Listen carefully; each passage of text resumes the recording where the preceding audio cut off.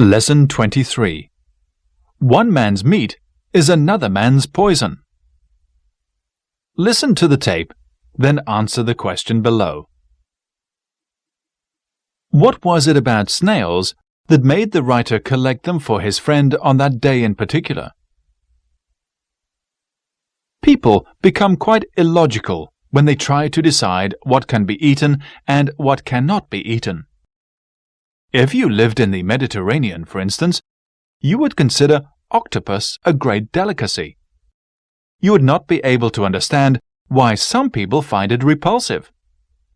On the other hand, your stomach would turn at the idea of frying potatoes in animal fat, the normally accepted practice in many northern countries.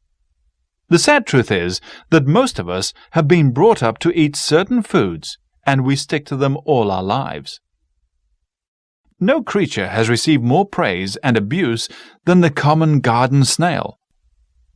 Cooked in wine, snails are a great luxury in various parts of the world. There are countless people who, ever since their early years, have learned to associate snails with food. My friend Robert lives in a country where snails are despised. As his flat is in a large town, he has no garden of his own. For years, he has been asking me to collect snails from my garden and take them to him. The idea never appealed to me very much, but one day, after a heavy shower, I happened to be walking in my garden when I noticed a huge number of snails taking a stroll on some of my prize plants.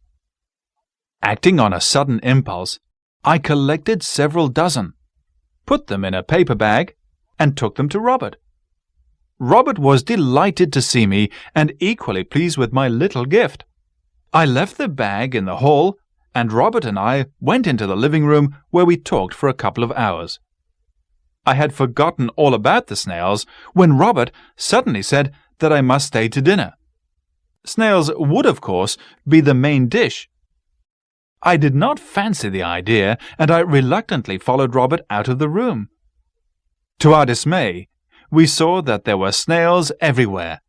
They had escaped from the paper bag and had taken complete possession of the hall. I have never been able to look at a snail since then.